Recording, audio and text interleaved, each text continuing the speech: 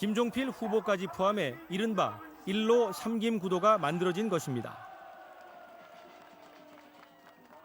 그 덕분에 여당 후보로 출마한 노태우 전 대통령은 30%대 낮은 지지를 얻고도 당선됐습니다. 92년 대선에서 3당 합당 이후 민자당 후보로 나선 김영삼 전 대통령은 민주당 김대중, 국민당 정주영 후보를 누르고 대권을 쥐었습니다.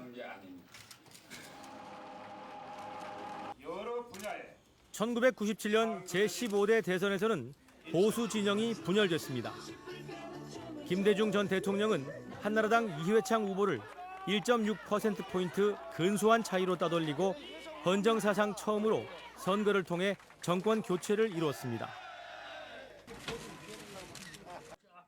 당시 3위였던 이인재 후보는 19.2%의 표를 가져갔습니다. 이번 대선처럼 양강구도를 보였던 2002년 선거에서는 노무현 전 대통령이 정몽준 후보와의 단일화 과정을 거쳐 이회창 후보를 57만 표 차이로 이겼습니다.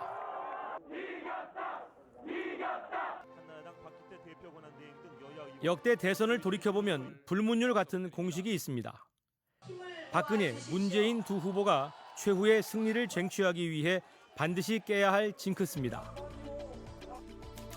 먼저 3주간 공식 선거운동 기간에 1, 2위 순위가 뒤바뀐 적이 없다는 것입니다.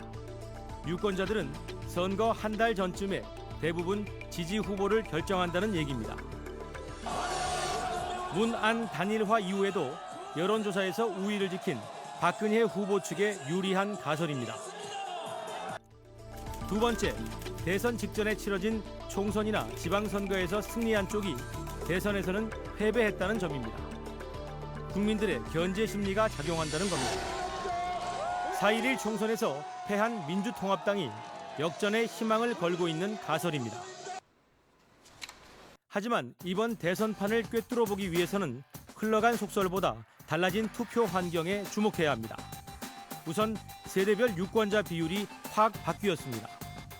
20, 30대 젊은 층에 비해 50대 이상 유권자 수가 크게 늘어났습니다. 박근혜 후보에게 유리해 보입니다. 하지만 80년대 민주화 주역들이 50대에 접어들었고 경제위기에 직격탄을 맞은 베이비 부머 세대가 50대인 점을 감안하면 이들 모두를 보수 범주에 넣기에는 무리가 있습니다. 따라서 20%대 큰 비중을 차지하면서 합리적인 판단을 지향하는 40대가 이번 대선에 승부를 가릴 것이란 전망이 지배적입니다. 또 하나 눈에 띄는 변화는 유권자들의 지역별 분포입니다.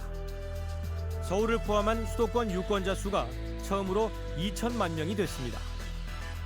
전체 유권자 4,046만 명의 절반입니다. 수도권 유권자들은 중도 성향이 상대적으로 많고 변화하는 상황에 민감하게 반응합니다. 지지 후보를 바꿀 가능성도 그만큼 높다는 얘기입니다. 두 후보가 수도권과 중도층에 온 힘을 쏟아부은 이유입니다. 마지막 관전 포인트는 투표율입니다.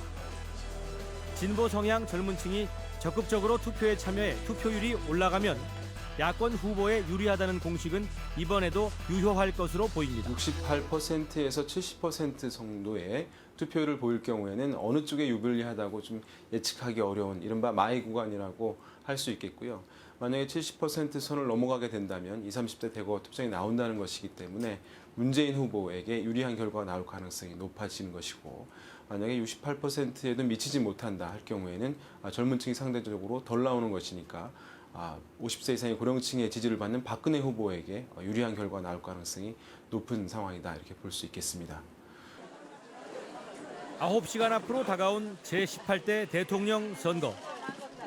이번 대선의 의미를 보수와 진보 진영의 원로들은 이렇게 말합니다.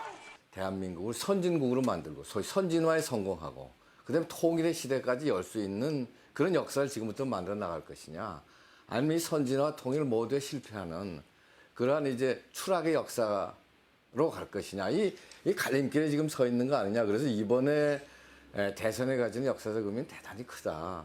대통령이나 정치 지도자가 되는 사람은 공심이라고 할까? 공익정신.